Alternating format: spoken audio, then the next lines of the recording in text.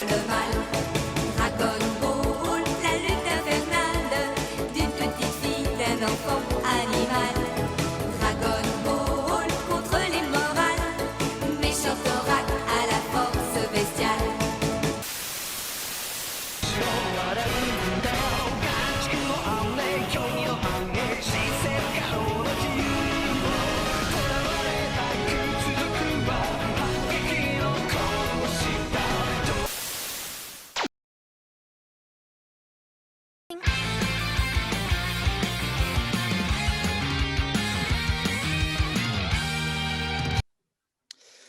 Salut à tous et Salut bienvenue tout le dans cette monde. nouvelle Ciao, émission. ciao. Voilà, Ni c'est la hao. reprise, deuxième saison. Voilà, on va un petit peu changer de formule. Donc, on ne sera pas tous présents pendant toute l'émission. Certaines personnes, c'est le cas de Valentin cette semaine, qui va nous rejoindre à la fin de l'émission. Et puis, dans la seconde partie, vous allez pouvoir écouter Grégoire Hello de Kurokawa qui va nous présenter un peu ses nouveautés, son catalogue. Alors, on va commencer par Julian, puisque c'est lui qui est le petit nouveau de cette nouvelle saison. Alors, Salut Julian, Juliane. tu vas nous présenter quoi? Salut Julien. Alors, je vais vous parler de mangas et d'animes, sachant qu'il n'y a pas eu d'émission depuis 2 mois. J'ai dû faire vraiment du tri pour faire du tri, tout simplement. Il y a tellement eu de titres annoncés, de petites actualités croustillantes. Donc moi, ce que j'aimerais parler d'abord de pas mal d'annonces de mangas. Il y en a eu beaucoup, mais j'ai fait un petit rangement par éditeur Eh ben, vas-y, on t'écoute, hein, pour trouver des n'hésite pas. titres qui intéressent le plus grand monde. Avec un petit focus sur Black Box qui a annoncé des titres qui parleront aux gamers nostalgiques notamment. Moi, ça ne me concerne pas, je suis trop jeune. Ah, Et tu parles de Fatal Fury. Fatal Fury, tout à fait, Oui. qui est. Moi, je pense que c'est un beau titre, quand même, une belle trouvaille. Donc, Fatal Fury, 4 mangas annoncés. Donc, Fatal Fury 1, 2 et 3 par Yuji Osui, qui n'est pas un nouvel auteur du catalogue, donc ils ont déjà annoncé des adaptations de Sentai de sa part, je crois, pour des financements participatifs. Donc on aura ces 3 séries qui comptent respectivement 2, 4 et 2 volumes de mémoire, et le titre Fatal Fury Devil Street of Horror de Ken Ishikawa, donc voilà, Getter Robot, qui paraîtra aussi. Donc ça sera réparti en 3 vagues. La première, le premier Fatal Fury et le titre de Ken Ishikawa, puis deuxième vague avec Fatal Fury 2 et troisième vague avec Fatal Fury 3. Et à côté de ça, ils ont annoncé, parce que Black Box, bon, je pense que tout le monde est au courant, mais ils puissent beaucoup dans les titres nostalgiques, parfois, souvent, des affiliations avec des animes plus années 70 à 90 pour faire large. Jean Super Durand. Voilà, que moi je ne connais absolument pas. Toi qui ne crées rien ni personne, Super Durand. Voilà, mais ça parle aux nostalgiques. Et il y a aussi l'annonce du manga Le Continent du Vent, un film de 92. Et c'est une adaptation d'un roman de base, roman de Sei Takekawa. Et là c'est un one-shot manga de Masae Hashimoto qui sortira donc aussi par financement participatif. On connaît la formule de Daibex. Donc, de Dieback, de Black Box, lapsus, autant pour moi. Donc, du côté de l'éditeur, bon, il y a eu beaucoup d'autres annonces. Hein. Là, j'invite tout le monde à consulter quand même Manga News. On ne pourrait pas revenir sur tout. Donc, alors, à côté de ça, un autre retour, non, là, cette fois, c'est un retour bien sympathique, c'est Yukinobu Oshino, qui est un auteur qui a son succès d'estime, mais qu'on ne voit pas assez en France, même si je crois que Black Box aussi a annoncé une collection autour de l'artiste. C'est le retour de Blue Hole chez Pika qui a été annoncé hier, pas plus tard qu'hier, à l'heure où on enregistre. Donc, à savoir que de base, c'était un manga qui avait été édité par Casterman en 96 de mémoire, qui revient donc chez Pika dans la collection graphique de l'éditeur, bon, c'est-à-dire la version grand format, un peu plus prestigieuse. Voilà. Donc, ça serait une série en 2 tomes. Qui va paraître cette année, et qui est aussi la formation importante, c'est que sa suite Blue World a été annoncée pour 2022. Donc voilà, là il y aura vraiment le retour de toute la série avec l'inédit Blue World. Donc les fans de Yukinobu Oshino, je pense que là ils ont été ravis. De toute façon, ça s'est vu par les réactions sur les réseaux qui étaient assez importantes. Mais tout le monde va attendre 2001 Night. Hein. C'est clair que Ouais, ça c'est évident. c'est vraiment le titre. C'est un titre patrimoine qui est C'est un titre culte, hein. compréhensible. Très très bon. Et ils l'ont. C'est bon. En fait, c'est toute l'histoire de la colonie spatiale sur 300 ans. Tout se suit. C'est super bien fait. C'est que des C'est personnages. très émotionnel, c'est très bien documenté. Et- Beaucoup de gens disent que c'est vraiment bien dans la continuité de 2001 de l'Odyssée de l'espace. Ouais, complètement. De toute façon, c'est un hommage. Et ça est sorti chez Glénat dans une édition collector qui s'échange maintenant à 500 € sur le Bon Coin. L'édition très anglaise, elle est encore trouvable, mais elle vaut un bras. Et on ne sait pas pourquoi. Ils ne la sortent pas, cette série, alors que c'est vraiment là, pour moi, l'œuvre majeure de lui. Je ne sais pas ce que tu en penses. Voilà, Et une le édition, trou bleu, c'est super. Je savais même pas qu'il y avait une suite, donc moi je suis trop content. Et pour la petite anecdote, je l'ai acheté il y a 4 jours et à 20 balles, le deuxième tome, j'étais bien dégoûté. mince. Ça arrive, hein, mais Le parce que timing. je complète mes trous, je complète mes séries. Et voilà.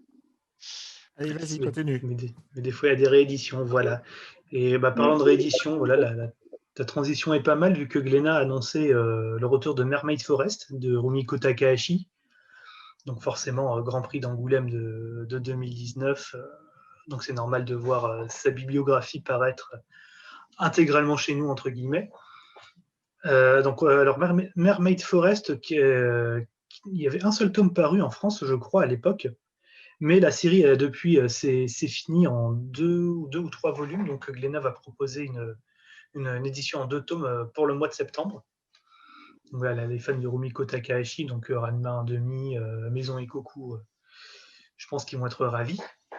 Et aussi le retour de l'école importée de Kazuo Umezu au mois de juillet. Donc là, ça sera un format. La première édition est un format poche classique de mémoire. Non, c'était vraiment tout petit. Hein. Ouais, c'était tout C'était petit. les trucs genre comme la mute, c'est tout petit. Lamu, les Bunko, ouais, les versions Bunko, françaises de Bunko, ouais. Mais là, ça sera un format beaucoup plus grand. Donc après, j'ai pas vu si c'était format tankobon, enfin poche classique ou grand format comme ils font un peu avec les Lamu, les anthologies qu'ils avaient fait un peu. Donc à voir, mes retours de belles séries du coup chez Glénat.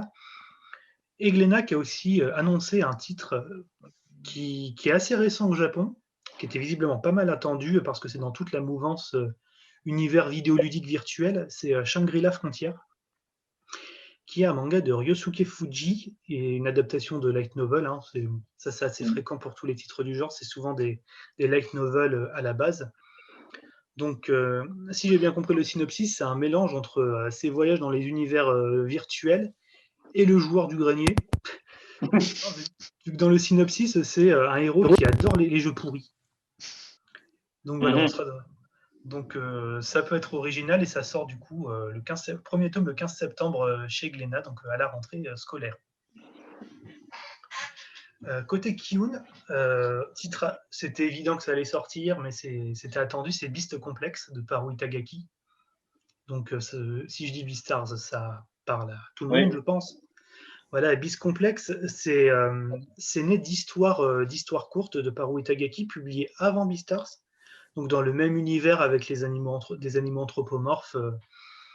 C'est un titre qui s'était achevé il faut plutôt dire que les histoires ont été compilées en un one-shot à la base.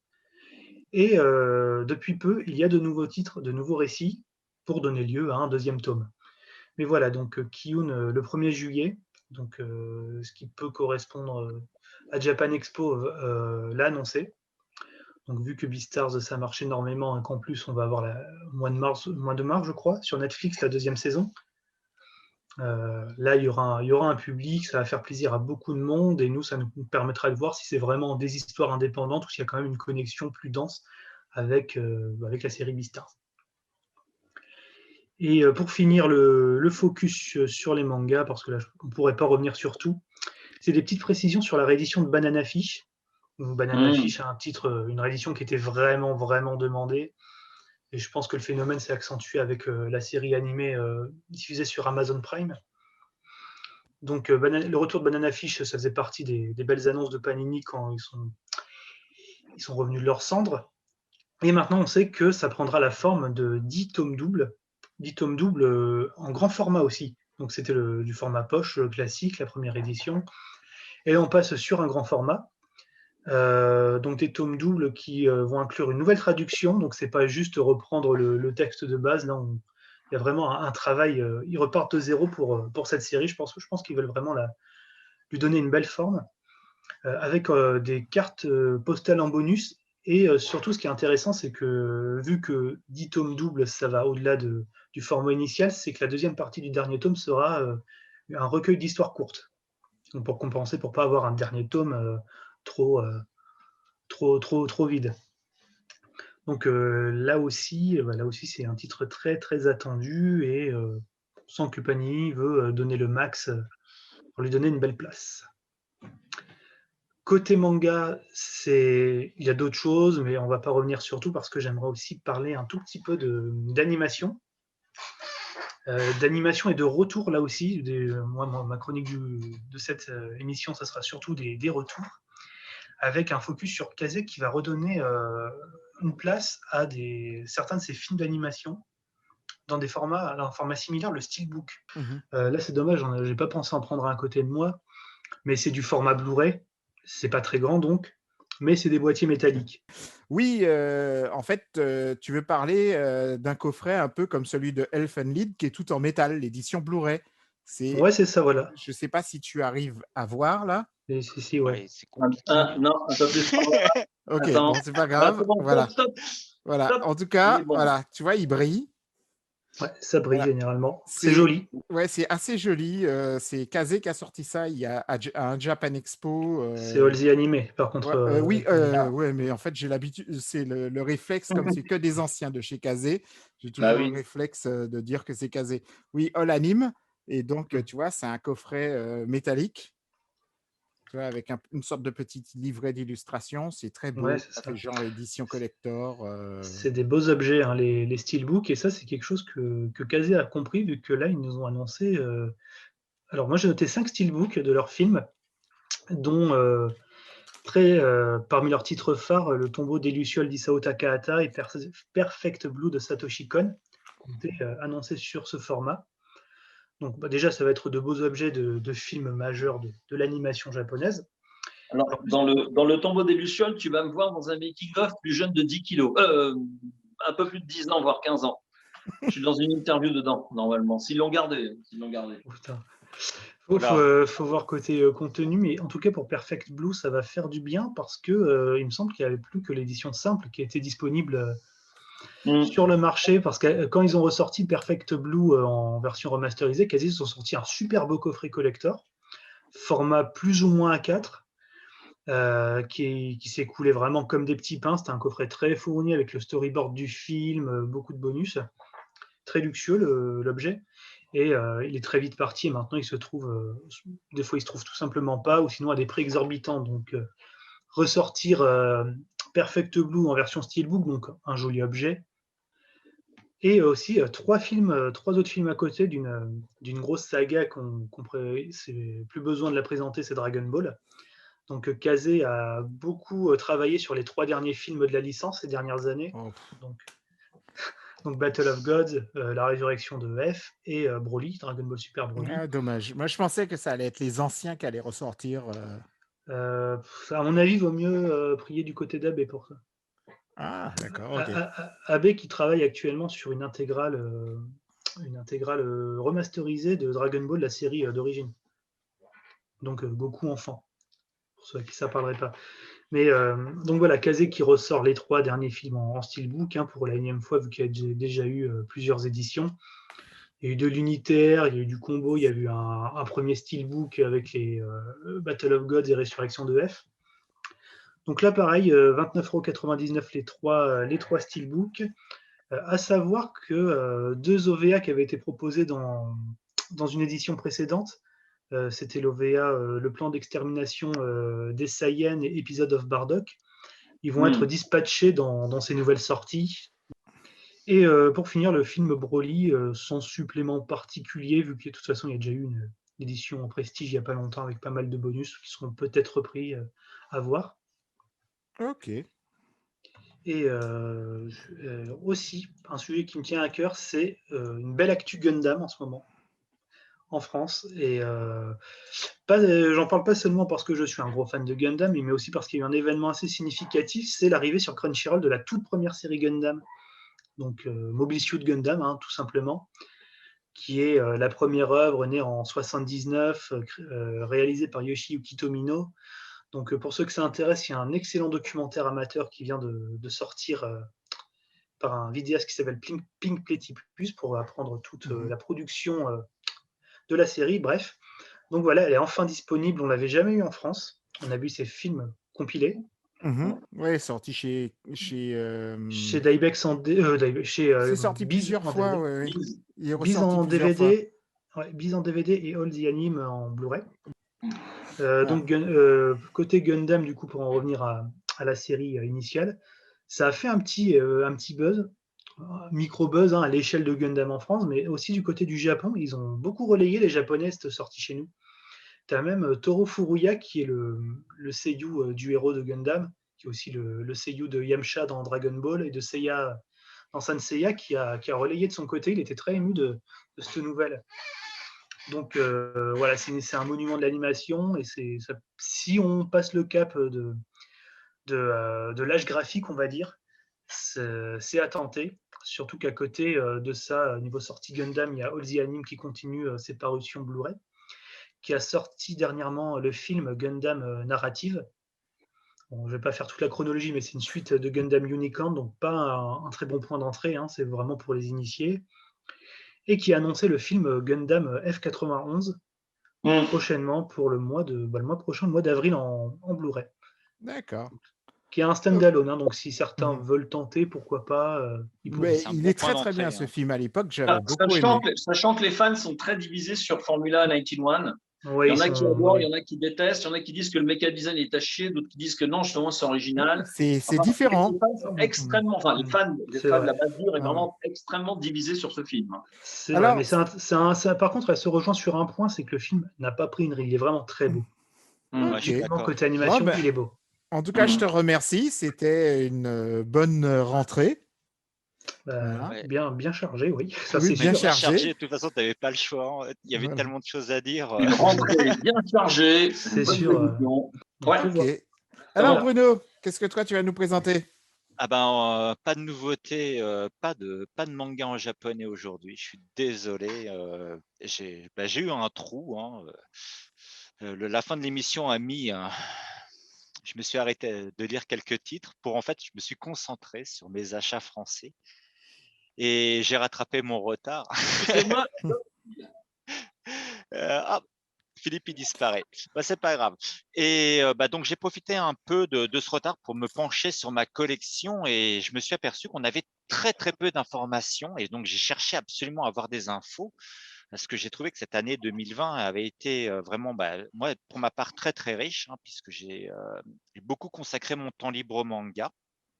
Et je voulais faire un petit peu un point sur cette année et j'ai eu l'occasion un peu d'échanger avec un éditeur et il m'a dit que l'année 2020 avait été très, très bonne. Et donc, pour vous donner une idée, donc 2020, alors ce que j'appelle une parution, je me suis basé sur le seul site d'information que je possède, c'est-à-dire Manga News. Et Manga News, on peut exporter le planning de sortie en CSV. J'ai compulsé ça sur Excel. Et donc, on s'aperçoit que l'année 2020, c'est 1926 titres par mois. Malgré le confinement. Non, par an, 1926 titres. Ça fait beaucoup sinon. Ouais, ça fait vraiment beaucoup. Là, on n'aurait pas suivi. Donc, 1926 titres. Si vous avez un agenda, c'est un titre. Animeland qui sort son numéro, c'est un titre et ainsi de suite. Oui, donc on compte aussi les nouvelles éditions, les rééditions. Exactement, parce qu'on n'a pas moyen de les distinguer en fait. Manga News, le but, c'est de nous donner une visibilité sur le planning, pas de faire… Oui, donc c'est tout ce qui est lié au manga, de près ou de loin. De loin. Par contre, un calendrier n'y sera pas. Alors, par mois, ça fait à peu près combien? Est-ce que tu as une moyenne mensuelle? Sans donner forcément une division des 12 mois. Parce Moi, que je l'ai pas forcément, fait, on mais sait que le mois d'août et le mois de décembre sont des mois où il y a peu de sorties. ouais, en fait, je l'ai même pas fait parce que comme j'ai trouvé ça. Bon, si on divise 1900 par 12, ça fait 160 titres par mois. 160 Maintenant, titres par mois, sachant que septembre, c'est le mois de la mort. voilà. C'est le mois où il y a le plus de nouveautés. Et là, pour vous donner une idée, il y a eu Mhm. 190 titres, je crois, sur le mois de janvier. Donc, on voit l'activité. En fait, malgré ça, bah, les éditeurs ont quand même sorti leurs titres. Même si certains ont ralenti, certains ont bloqué, mais ils ont quand même globalement dû sortir leurs titres. Donc, je pense que ça a été un petit peu compliqué par eux. Regardez, une petite pensée pour les sorties de mars et avril, 137 en mars et 12 en avril. Et donc ça, vraiment, nos pauvres éditeurs, ils ont dû le sentir passer. Donc en fait, le marché du manga, il est vraiment complexe. Et donc cette complexité entraîne beaucoup d'effets pervers. Donc je vais vous parler du deuxième slide, qui est le nombre de séries lancées par mois. Pour vous donner une idée, une série, c'est quoi? C'est pour moi où dans la base de Manganu, ils ont marqué volume point. Ça veut dire qu'il y avait un volume 1, volume 2. Donc dedans, malgré ça, il va forcément y avoir des one-shots, puisque on n'a pas d'autre choix que de se baser sur ça. Il faut savoir que chaque mois, vous avez entre 2 et 33 sorties de nouvelles séries. C'est-à-dire qu'une série, l'éditeur espère que vous allez suivre tous les numéros. Donc une série, ça peut être que quelques numéros de titres, comme des séries comme Détective Conan qui en ont 98. Alors Jojo, je crois que ça fait plus de titres que Détective Conan, mais je ne vais pas Oui, additionner. Jojo, c'est Oui, oui. celui qui contient le plus. En fait, c'est Jojo en premier, Hajime no Ippo en deuxième Ouais, et ce que j'allais Conan te en dire. Ouais. troisième. Conan, ouais. Conan en troisième, Mais en Jojo et quatrième. Hajime no One Piece Ippo peut se suivre. suivent de près maintenant. Ouais. Et One Après, Piece suit Conan de près, hein, je pense. il y a Conan, il y a One Piece, et après One Piece, vous avez Gintama. Pour vous donner une idée. Donc, ça veut dire que nous qui aimons les séries et qui se plaignons que ça ne soit pas forcément réédité, il faut comprendre un truc, c'est que l'éditeur, tout au long de l'année, il a établi son budget, il va pouvoir acheter qu'un certain nombre de séries, et en fait, ils disent souvent qu'on a une semaine pour plaire. Pourquoi? Parce qu'ils vont se baser sur les ventes de la première semaine, C'est ce là qu'on où ils appelle le sont. dieu GFK. Voilà, parce qu'il y a un institut de statistiques. Alors malheureusement, on n'y a pas accès. C'est très cher. Hein, ça coûte près de 260 € pour 15 jours. On peut faire que des requêtes unitaires, même pas par éditeur. Et donc, c'est un cauchemar. Et donc, on n'a pas de chiffre de vente. Alors, on a Alors, quelques chiffres. pour compléter juste ce que tu dis, Bruno, il y a quelques années, j'ai pu discuter avec un vendeur, enfin un chef de rayon dans une très très grande enseigne qui vend justement du manga, de la vidéo, ce genre de choses. Et il dit en fait c'est très simple. Nous on reçoit les bouquins à l'office du mercredi. On met en place ça le jeudi quand on n'a pas le temps de le faire le mercredi. Vendredi, il n'y a personne dans la boutique. Et samedi, si avec un peu de bol, il y a des gens qui arrivent à la boutique, le manga, il peut partir. Mais si ça part pas samedi, ça revient dans les cartons lundi et le mercredi, ça repart. En fait, on juge le nombre de ventes en première semaine. Comme les lecteurs, en général, se jettent sur les grosses séries connues, tu vois, l'Attaque des Titans, One Piece, etc., en première semaine dès que c'est sorti, ce qui fait que du coup, les autres séries, en fait, descendent dans les stats. Et donc, forcément, le libraire considère que ça ne se vend pas. Donc, il fait des retours. L'éditeur considère que ça, c'est pas vendu, puisqu'on part plus du principe que ça se vendra sur le long terme.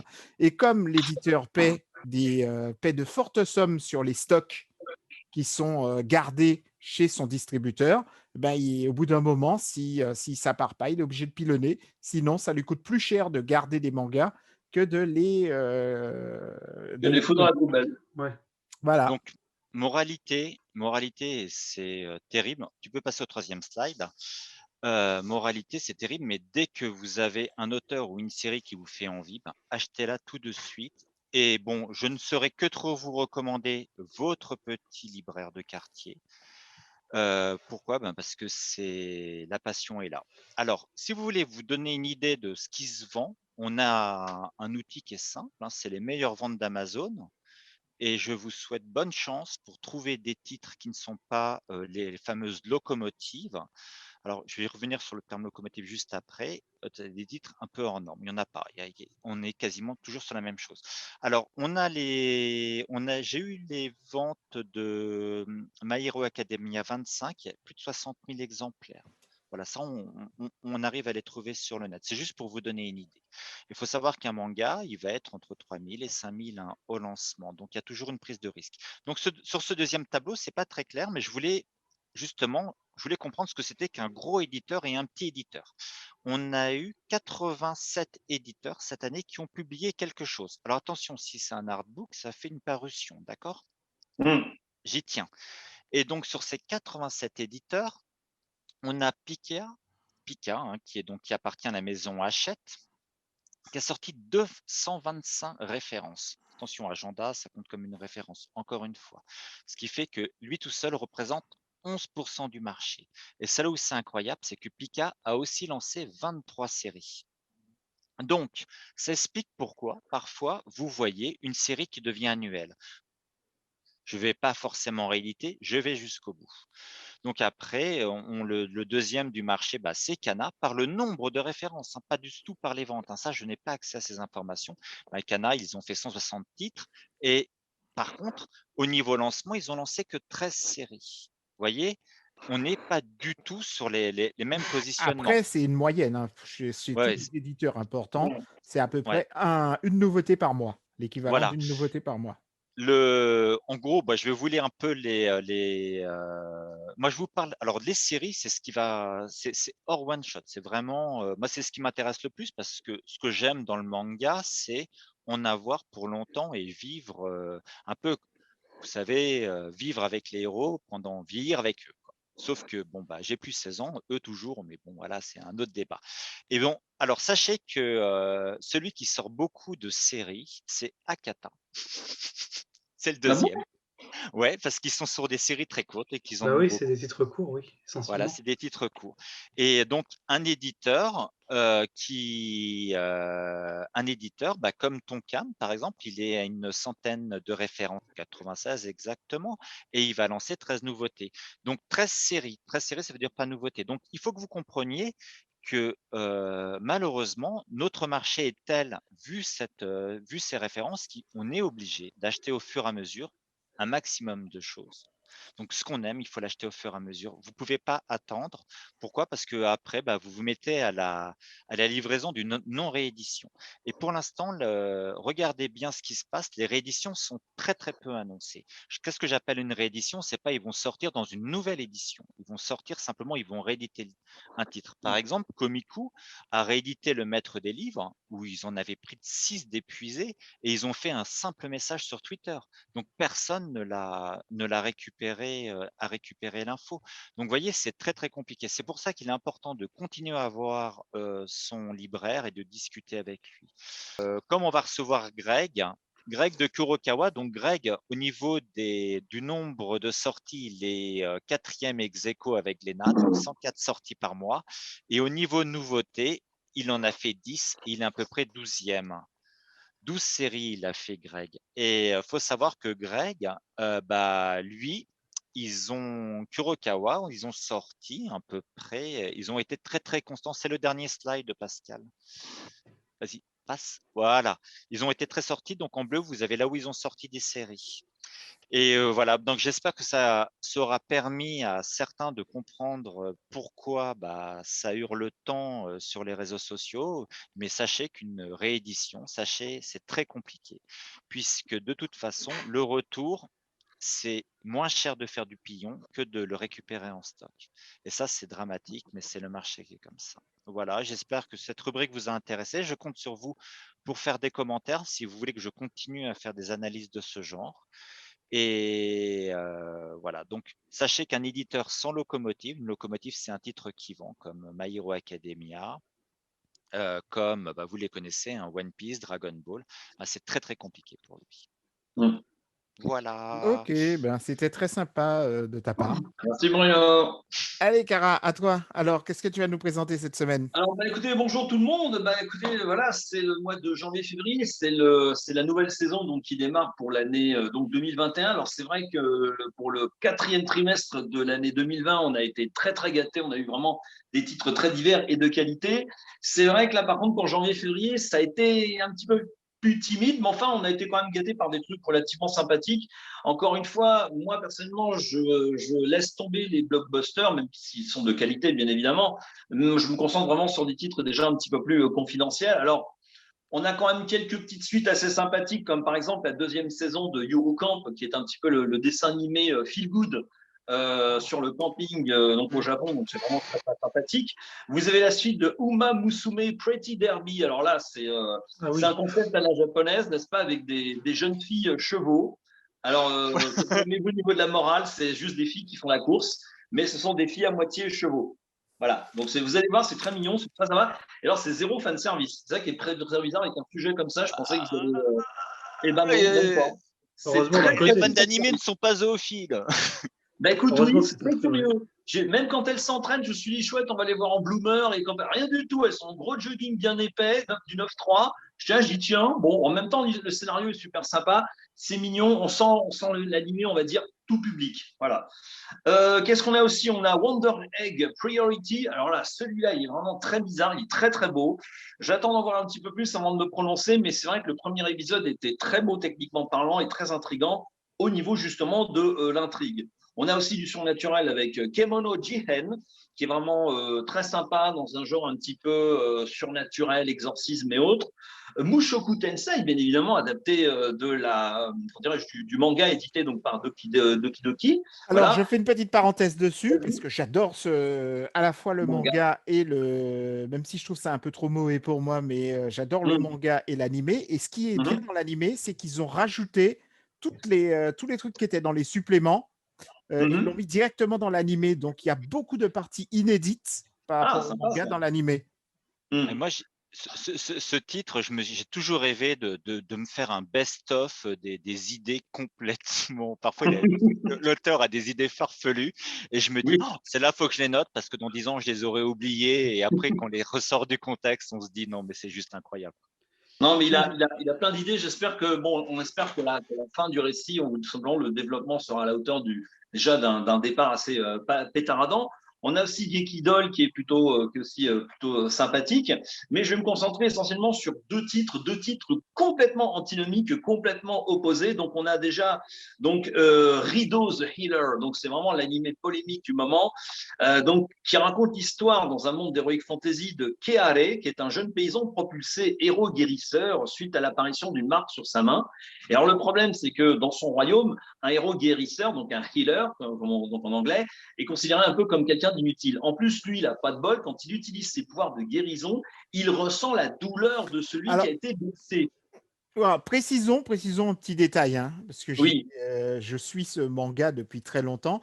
Sa particularité, c'est surtout que lui, il est différent des autres guérisseurs, parce qu'il peut, c'est pour ça qu'il sent la douleur, absorber en fait la douleur de la blessure que la personne a eue, mais en échange, il peut reconstruire. Par exemple, si quelqu'un a un bras coupé, il peut reconstruire le bras de la personne. Voilà. Donc c'est aussi ce qui fait sa valeur à lui, qui le rend différent des autres. Voilà, et le problème, c'est que c'est quelqu'un, donc c'est un jeune paysan, donc le mec, il veut pas, quoi. Et alors là, donc il y a toute la noblesse du pays qui va lui tomber sur le coin de la gueule, c'est le cas de le dire, et qui va l'exploiter comme un véritable esclave. Donc déjà, il va souffrir 1000 morts, entre guillemets, il va emmagasiner toute la douleur de tous les soldats et tous les nobles en fait, qui ont souffert. Oui, et Pascal. Ils vont le droguer. Désolé, ils vont le droguer aussi énormément pour l'obliger à faire ça. Oui, c'est comme il souffre trop, il veut pas. Et donc, en le rendant dépendant à la drogue, il va faire tout ce qu'on lui ordonne. On va y venir.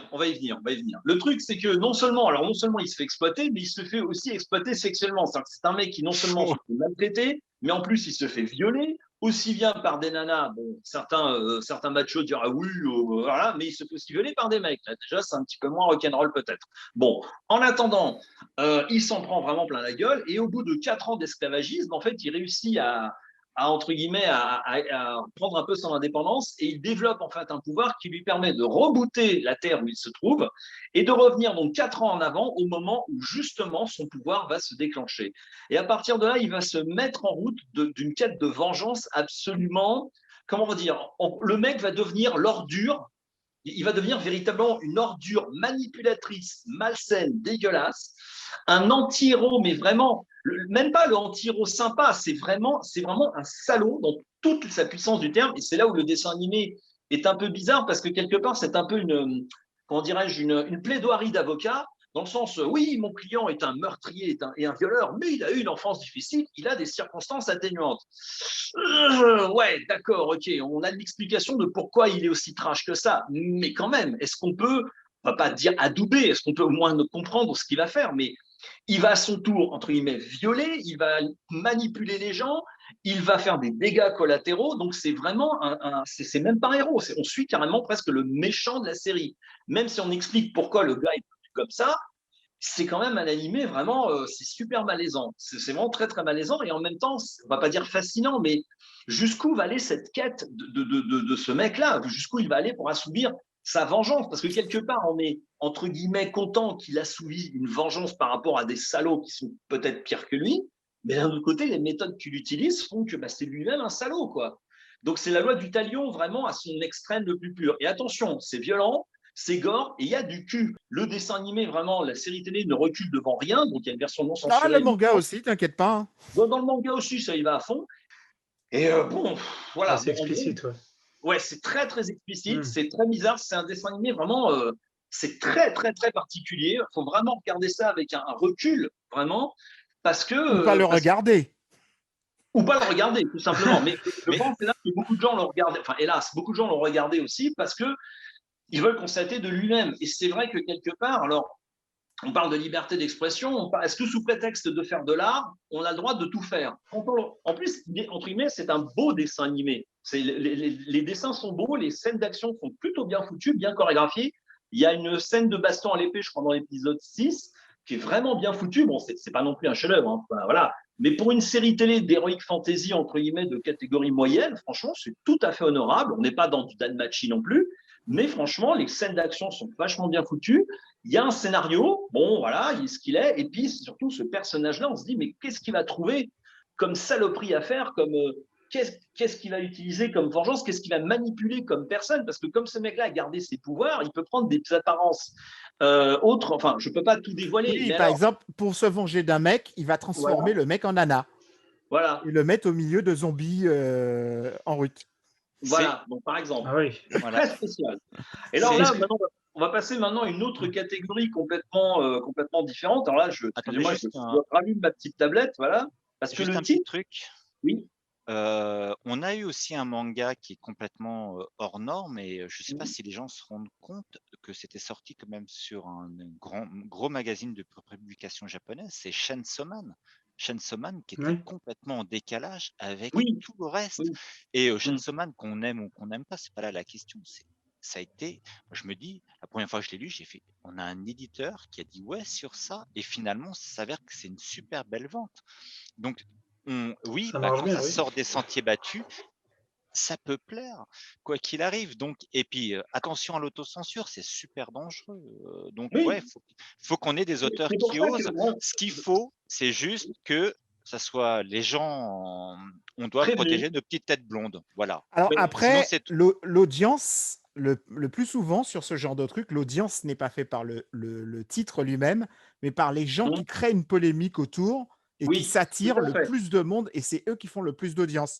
Donc c'est vrai qu'à ce niveau-là, bon, le bad buzz est quand même. Il suffit d'aller sur Internet voir que le buzz, qui y bade ou pas, je sais pas, mais enfin, les gens polémiquent vraiment là-dessus, et donc ça souligne l'adage. Parler de moi en bien ou en mal, mais parler de moi. Bon, alors à l'époque de Twitter, je dirais vas-y mollo quand même, c'est en mal. Alors c'est quoi ton dernier animé? Alors alors là on passe dans un univers complètement différent. Alors attention, je prends mon souffle. Tatoeba Last Dungeon Mae no Mura no Shunen ga Joban no Machi de Karasu Yuna Monogatari. Ça, c'est adapté d'un light novel, ça se sent. Hein. Voilà. Ça n'y s'écaille. Voilà, moi je l'appelle Tatoeba Last Dungeon. Bon, en gros, c'est Lloyd qui est un petit campagnard qui, pareil, dans un monde d'Heroic Fantasy, qui déboule dans une grande ville pour devenir soldat, c'est le plus faible de son village. Le mec, il dit c'est un petit chétif et tout, il a 3 grammes de peau sur ses os et tout. Bon, il est adorable et tout. Et alors, le problème, c'est que chaque fois qu'il rencontre quelqu'un, en fait, Lloyd, en fait, il est putain de méga giga puissant.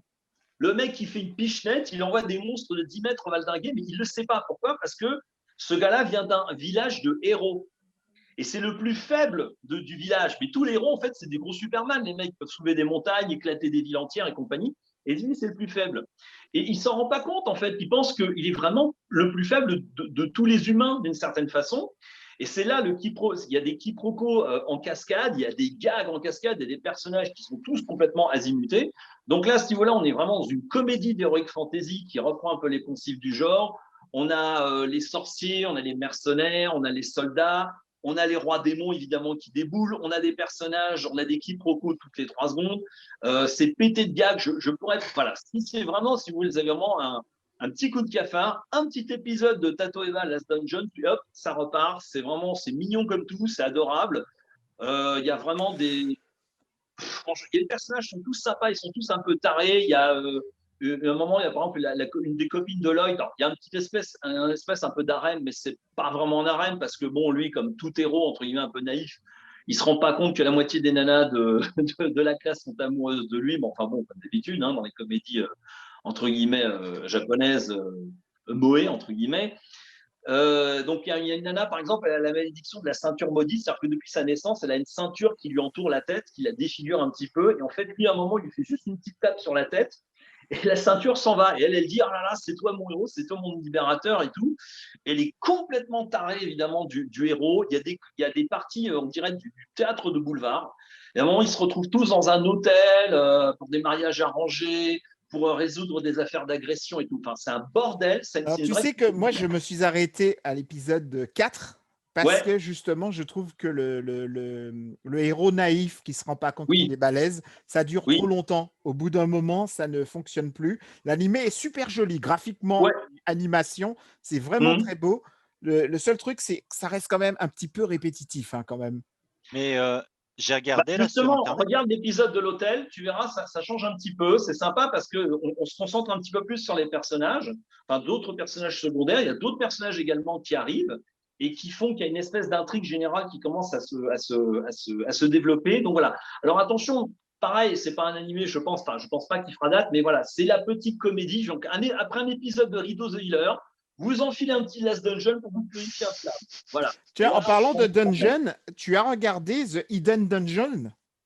Oui, mais j'ai pas accroché. Je trouve ça. Par contre, pour le coup, j'ai trouvé ça très classique. Alors, c'est très fan service, mais par contre, ça va très très loin. Je pense que ça peut te plaire si tu dépasses l'épisode 3.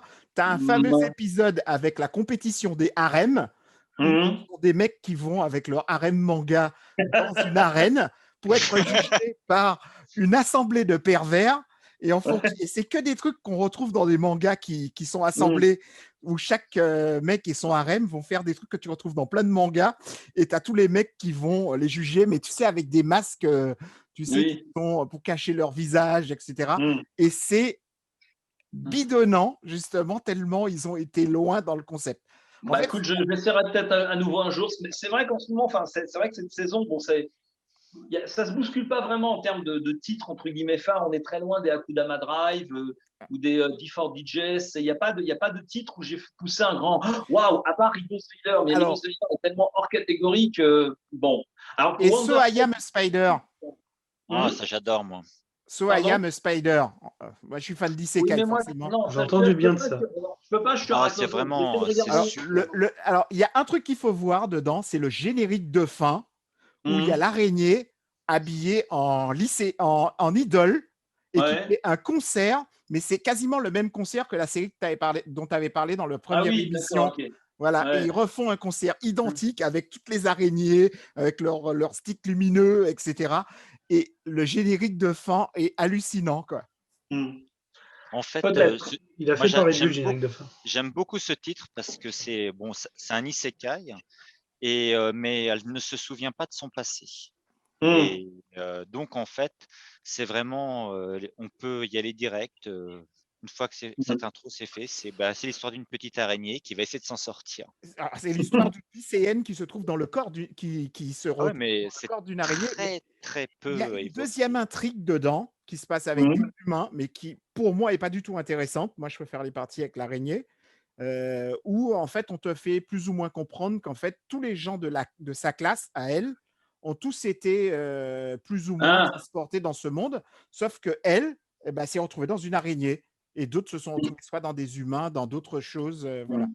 L'idée est intéressante, mais mal développée. Ok, bon, alors à moi. Alors, ma petite rubrique cette semaine, où je vais vous parler de quelques goodies qui sortent au Japon. Je me suis dit, comme cette année, c'est les 25 ans au Japon c'est les 25 ans du store Evangelion. D'accord.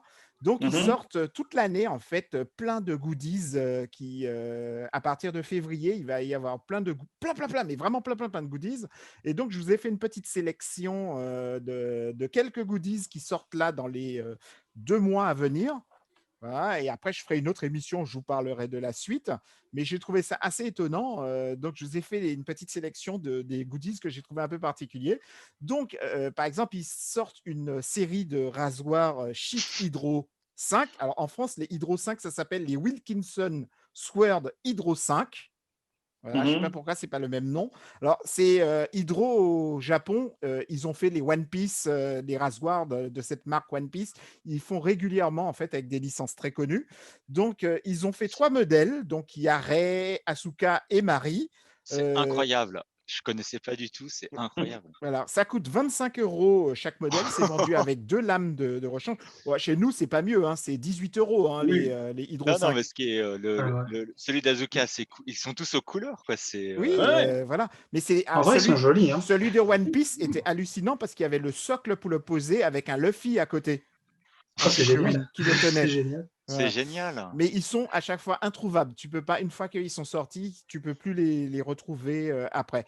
Voilà. Et donc, ils ont fait les rasoirs. Ensuite, de particulier, j'ai beaucoup aimé la chaise de pique-nique pliable Evangelion. Donc, tu peux la ranger dans un petit sac pour faire ton camping, etc. Ça coûte 35 €. Ouais. Heureusement qu'il y a marqué Nerf dessus quand même. Hein. Ah oui, mais alors, justement, on va continuer. Tant qu'à faire un bivouac ou un pique-nique avec du Evangelion, ils ont fait toute une série. Alors, je vous en ai sélectionné quelques-uns dans la série des trucs pour aller faire de la chasse Evangelion. D'accord? Par exemple, tu as les couverts de la Nerve. Voilà, pour aller manger à la campagne. C'est 43 €. Tu as le chapeau de camouflage pour pouvoir chasser. Ils veulent avoir le public de Eurocamp, moi je vous le dis. Pour pouvoir chasser tout ce qu'ils veulent. Voilà, c'est 47 € le chapeau de camouflage. À 47 € aussi, tu as, parce que forcément, si tu fais un bivouac, tu as besoin de dormir. Donc, tu as la couverture chauffante de campagne. Tu as 47 € aussi. C'est un truc de treillis, quoi. Il n'y a même pas un logo Nerf. Il y a pas un. Si, il y a le logo Nerf. C'est juste que là, tu ne le vois pas, mais c'est vraiment le truc voilà, ciblé Evangelion. Voilà. Et ils ont fait toute une gamme comme ça. Tu as la trousse de secours, tu as vraiment tout pour aller chasser Evangelion, quoi. Alors, ensuite, dans les sélections que j'ai fait, j'ai sélectionné ça qui est le goodies que j'aurais aimé acheter. Je regrette que le confinement ne me permette pas d'aller au Japon pour aller me l'acheter. Donc, c'est une montre Yena Nerve numéro 3. Alors, ils font régulièrement des montres. Celle-là encore, elle est un peu normale. La précédente que j'avais vue, ils avaient fait une montre où tu peux suivre l'heure en binaire. Si tu connais le binaire, tu peux à tout moment savoir quelle heure il est parce que ça affiche les chiffres en binaire sur la montre. Il n'y a pas d'aiguille. Donc, il faut apprendre à calculer l'heure en binaire. Ils en avaient fait une aussi où c'était un téléphone portable Android. Donc, tu la mettais à ton poignet et quand tu l'enlevais, elle se transformait en téléphone. Voilà, ils en ont fait pas mal. Celle-ci, alors, c'est une montre connectée, un peu comme je ne sais plus comment, une iWatch. Voilà, c'est un peu le même principe. C'est Sony qui l'a fabriquée. Alors, ça sortira à la vente en mai. Donc, ça fonctionne pour Apple et Android. Donc, ce n'est pas une montre à aiguille, même si ça ressemble à une montre à aiguille. Il y a des centaines de fonctions. Ça résiste à 5 bars. Ça fonctionne avec Alexa et tous les systèmes du type Alexa. Donc, tu peux demander l'heure, tout ce que tu veux à distance. Tu peux recevoir tes mails dessus, puisque forcément, c'est un écran. Il calcule tes fonctions cardiaques, la distance que tu parcours. Voilà, c'est une tuerie. Elle est vendue dans son petit coffret avec ses 2 bracelets. Que dire d'autre? Elle fonctionne dans le noir, forcément, puisque c'est un écran digital. Et le prix, vous êtes prêts? Oui. 1 370 €. Ouais, bah heureusement que tu vas pas au Japon, au moins Tu vois, je m'attendais à pire. Je m'attendais à pire. Oui. au Ah niveau non, du- mais Franchement, même- je m'attendais. Franchement, ça va. Ça va. Ouais, je Ah, m'attendais mais- aussi aux milliers, je pense. Bon, franchement, Ah, un chapeau de tissu à 47 € pour 300 Attends, balles. 1370 €, faut le mettre dans une montre, hein, qui n'est pas un truc de luxe. Oui, enfin, Alors. c'est sur un téléphone portable, il y en a qui mettent 500 balles. Hein, donc, à partir de là. Oh, 1600 aussi. Hein. Bah oui. Mais t'as dit 1300. Ah, j'ai compris 300 en fait. Ah non, moi, non, non, non, c'est Ah, bah oui, 1300. voilà, d'accord. Ah, d'accord, non, 1300. 1300. Oui, bah oui, bon. on avait compris 300, je pense. Ah Avec, non, non, Cara. 1300, J'ai ça compris change. 47 €, donc ça va. Et ça Bah, fait une montre 182 connectée. mangas. Ils peuvent rêver. Moi, je préfère en acheter Ah, 180. tu m'étonnes. Hein. Ouais, mais une Voilà. montre, ça prend moins de place. Ensuite, comme j'arrive Oh, sur la fin, le petit collier Évangélion. Ah bah oui. Alors, ça s'appelle le collier Eva X U Trésor en platine. Voilà. Il y a 2 modèles. C'est joli, Voilà. hein, quand même. Non, il y a 4 modèles, pardon, désolé. Et ça coûte 600 € le modèle. Bah, c'est Ouais. parti. Bon, c'est du platine, hein, donc c'est un peu normal. Voilà. Et plus pour enfin, le coup, c'est un beau bijou. le dernier truc que je vous ai sélectionné, ça va un peu faire plaisir à Cara, c'est un Ouais. Évangélion Cross Nadia. Oh Voilà, C'est donc mignon, ça. alors, c'est tout petit, hein, ça coûte 15 €, ça sort à partir de mars. C'est des peluches miniatures. C'est ce qu'ils appellent des peluches de doigts. En Dit fait, comme ça, c'est très sale. c'est complètement, en fait, tu mets ton doigt en dessous de la peluche et tu peux bouger la peluche avec tes petits doigts. Oui, c'est Exactement. une marionnette, oui, c'est une petite marionnette. Voilà, c'est une sorte de petite marionnette. Voilà, ils ont Oui, mais fait. c'est mignon. Voilà, Je me sens sale d'un coup, là. voilà, il y a plusieurs modèles différents et ils sont tous vendus par 2. Oui, bah tu m'étonnes, oui. Voilà, C'est voilà. 1300 € aussi. De quoi? C'est 1300 € aussi. Non, c'est non, non, 15, non, c'est non. 15. Ça, c'est pas très, très cher. C'est 15 €. Oui, je me doute. Ouais, c'est Donc, pas très cher. Ouais, ça va encore. Pas quand même, hein, pour les deux. machin. oui, mais par 2. Hein. Voilà, Oui, ça par fait 2, oui. 7,50 €. Donc, Ouais, allez. 30 € Allez, une oui, fois oui, arrivé comme en ça. France. Ouais. Voilà. Ah. Bon, ben, nous, on va bientôt. Je vois que Valentin est là. Donc, ça va être au tour de Valentin bientôt. Salut Donc, Valentin. Salut. voilà. Alors, tu as quoi à nous dire, Bruno? J'ai vu que tu as levé le doigt avant qu'on passe la parole à Valentin. C'était pour vous montrer une petite marionnette de doigt. Ok, d'accord. Voilà, Valentin, c'est à toi. Alors, qu'est-ce que tu as pour nous cette semaine? Welcome, good morning. Ohayo gozaimasu. Comment ça va-t-il bien, les enfants? Ça va, les loulous? Alors, bah, qu'est-ce que tu vas nous présenter cette semaine? Ok, alors comme ça fait longtemps qu'on ne s'est pas vu, j'ai fait une liste un petit peu longue parce que l'année, elle commence sur des chapeaux de roue. Je ne vais pas vous spoiler tout ce dont on va parler du côté de chez Kurokawa dans la seconde partie de l'émission. Alors, je commence très très vite. The Fable chez Pika. C'est un titre qu'on a évoqué comme étant un de ceux qu'on attendait le plus en 2021. Ça y est, il est sorti et il répond à nos attentes. Donc cette histoire très polar des années 90, où un ancien tueur professionnel, ou un tueur professionnel d'ailleurs, doit faire le mort parce qu'il a tué trop de gens à Tokyo et ça commence à parler un peu trop de lui.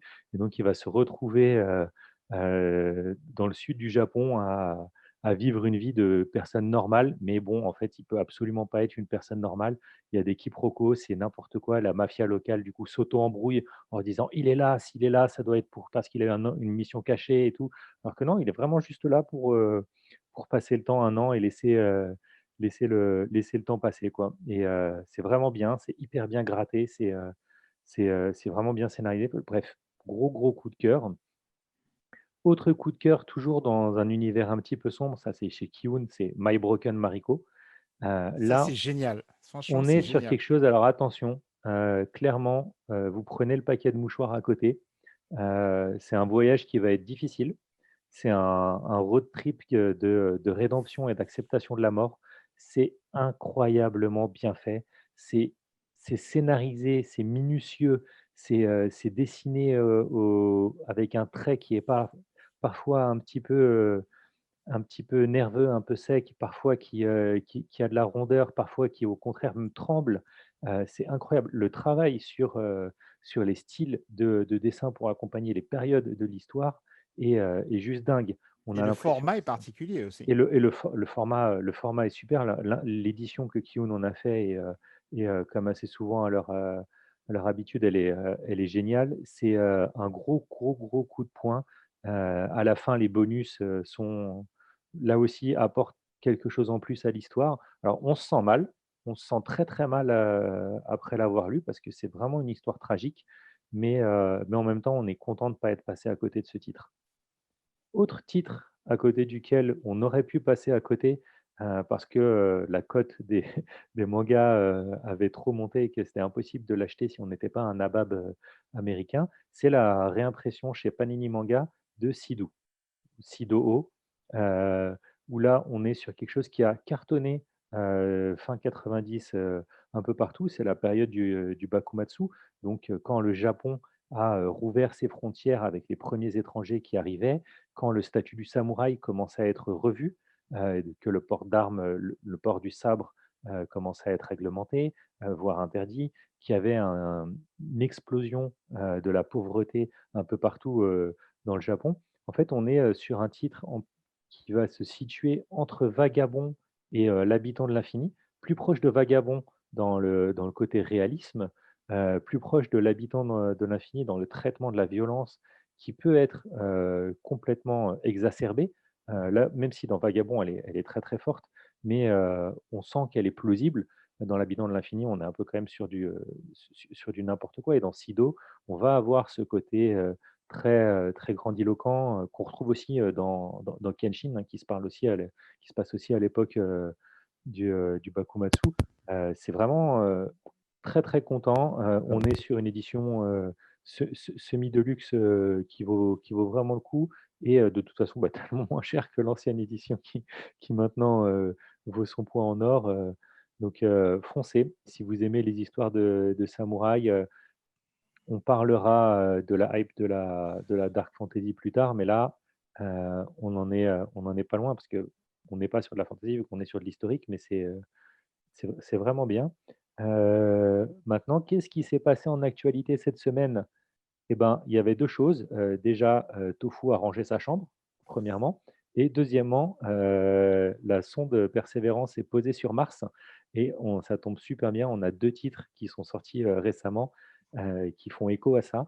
On a Carol and Tuesday chez Nobinobi, donc le manga tiré, du dessin animé, du studio Bones sur Netflix, Ouais, qui est qui se passe excellent, qui est vraiment qui se excellent. alors, bah, déjà, le dessin animé est génial, mais en même temps, bon, Studio Bones, quoi, une des valeurs sûres, et l'histoire se passe sur Mars.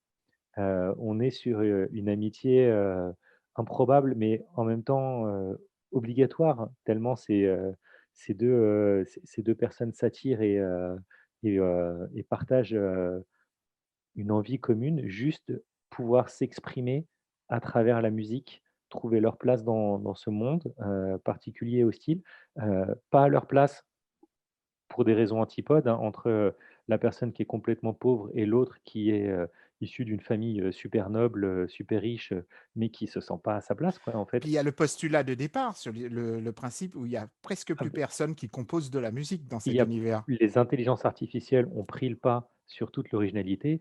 On le sent, tout ce qui est artistique est lissé et les gens se disent, «Bah, moi, j'ai une musique qui est conditionnée pour me plaire avec les beats comme il faut, les machins comme il faut» et voilà et elle cherche une authenticité parce que, cette in toute cette musique préformatée ne correspond pas à leurs sentiments, quoi et c'est vraiment top. Bon, après, vous savez, j'ai une petite sensibilité pour les mangas tirés du monde musical, mais là, c'est vraiment cool. Autre titre, encore en lien avec les Martiens, on revient chez Kiyun avec la Guerre des mondes, qui est, adapté du roman de H.G. Wells.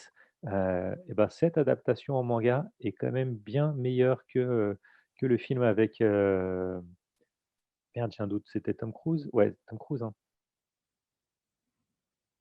Non, c'est Will Smith. Non, La Guerre des mondes, c'est Tom Cruise. Tom Cruise, OK. C'est bien meilleur que le film avec Tom Cruise, même si pourtant le manga fait la même taille, c'est-à-dire c'est un format pas très grand et et voilà. Heu, On part sur quelque chose qui a rien à voir. On a Burn the Witch, chez Glénat, le retour de Tite Kubo, après, quelques années de repos bien mérité, suite à la fin de Bleach. Sauf qu'en fait, il s'est pas vraiment reposé. Il a travaillé son nouvel univers. Il s'est nourri, de la tendance qui explosait au Japon et qui maintenant a atteint la France, un peu en parallèle de l'explosion des isekai, c'était, l'explosion des sorcières. Et si vous le voyez, hein, de toute façon, les sorcières maintenant et les sorciers sont un peu partout dans le monde, hein.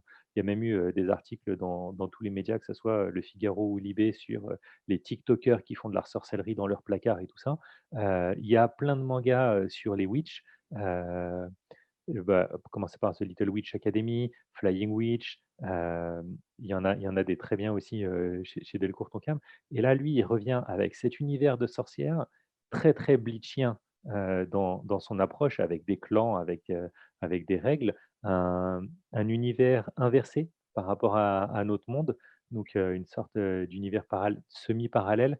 Et c'est top, c'est hyper bien, gratté comme d'hab, hyper bien designé, hyper bien découpé, c'est dynamique. Le seul défaut qu'il y a, c'est que c'est un premier arc qui laisse un tout petit peu sur sa fin, parce qu'on a vraiment, envie de savoir où il veut aller. Là, il pose l'univers, mais il pose pas encore l'intrigue complètement. Et bon, après voilà, on a confiance parce qu'il nous a jamais déçus. Ensuite, il y a une suite, le 5e tome de L'Apprenti criminel. Autant j'avais adoré, le premier tome, autant j'étais un peu inquiet en me disant: «Combien de temps on va pouvoir tenir sur ce pitch?» Pour rappel, le pitch de L'Apprenti criminel, c'est un spin-off parodique de l'univers de Détective Conan, et qui part du principe de Détective Conan. Donc on en est à 95 tomes en France. Chaque tome, il y a au moins 2 ou 3 histoires, de meurtres, et donc il part du principe de: «Wow, en fait, Tokyo, c'est la ville avec le taux de meurtre le plus élevé au Japon». Et donc le mec, il vient, pour assouvir une vengeance. C'est un homme en noir, hein, il a pas de tête, c'est une ombre, hem et il veut trouver un il veut se venger en tuant quelqu'un. Il arrive, il veut chercher un appart, il voit un appart super pas cher, il se dit: «Qu'est-ce que c'est le truc?» Et là, l'agent immobilier commence à lui dire: «Ah oui, mais ça, c'est parce qu'il y a eu un meurtre dans cette pièce, 2 meurtres dans celle-là, 3 meurtres dans les toilettes». Et donc voilà, et on se dit: «Bah, c'est compliqué de tenir». Et ben là, si, on en est à 5 tomes, aucune redondance, on se poile toujours, c'est incroyablement bien fait, et ça m'a même redonné envie de relire les détectives Conan, donc ça vaut vraiment le coup. Une autre suite, là aussi, je vais me répéter, Blue Giant, 3e tome chez Glénat. Lisez Blue Giant. Shinichi Ishizuka est un génie, Shogakukan sont les rois pour tout ce qui est, traitement, humain et autres, et voilà, enfin bref, laissez-vous entraîner, dans le jazz, dynamique et péchu de Dai. Vraiment, lisez, vous ne serez pas déçus. Et un C'est petit dernier pour finir? Ouais, alors, 2 petits derniers pour finir. Olympia Kyklos, chez Casterman. Après Thermae Romae, Mari Yamazaki revient avec une autre histoire temporelle, sauf que cette fois-ci, au lieu que ce soit un Japonais qui va dans le passé, cette fois-ci, c'est des Grecs du passé qui arrivent dans le Japon moderne et qui découvrent les méthodes d'entraînement, des sportifs ou des non-sportifs, japonais, et qui vont retourner chez eux, ils font des allers-retours, et pouvoir le mettre en place et devenir, un peu mieux dans leurs défis sportifs. Parce qu'à l'époque, ils réglaient des conflits entre villages par challenge, sportif. Et le dernier, Search and Destroy de Delcourt Tonkam. Je suis obligé, d'enchaîner avec là-dessus. Pourquoi? Parce que déjà, Atsushi Kaneko était chez Casterman, comme Olympia Kyklos pour l'excellent Desco, et là, elle revient chez Tonkam, chez Delcourt Tonkam, avec une relecture du Dororo, de Tezuka, mais en science-fiction moderne, en transposant, plusieurs choses, et c'est la deuxième claque que je me prends sur une transposition de l'œuvre de Tezuka. La première était Pluto, qui m'avait pris, qui m'avait mis des gifles dans tous les sens, et ben là, celle-là, Search and Destroy, je pense qu'on est sur quelque chose qui va être du même acabit en termes de qualité, complètement moderne dans son approche, et qui féminise en plus le personnage de Yakimaru, qui du coup, là aussi, il est temps, on laisse un peu plus de place aux femmes, et c'est vraiment bien amené. Bref, T'as allez-y. pas tu pas compté le Ayako, tu en as pensé quoi? Je l'ai pas encore lu, le Ayako, Ah d'accord, désolé. OK, pas de Heu, souci. J'ai enchaîné, mais j'ai pas encore lu le Hayako. Voilà, Mais là, ok, bah, du coup, j'ai c'est pas, bon. pas fermé l'œil Et beaucoup ces derniers ensuite, jours on pour va lire tout ça. hein. finir, donc on va se Ouais, dire adieu, ou plutôt au revoir. Ciao. Non, attends. Ouais, en tout cas, merci à toi, Valentin. Donc, l'émission arrive à la première partie de l'émission arrive à son terme. Je vous remercie à tous d'être venus pour cette première de la rentrée. Et puis, dans la deuxième partie, vous allez trouver toute l'équipe voilà, qui nous a rejoints, qui est accompagnée de Grégoire pour parler de toute l'actualité Kurokawa. Salut les amis! Salut! Ciao. Salut. Lâchez-nous Bye des bye. coms! Ciao.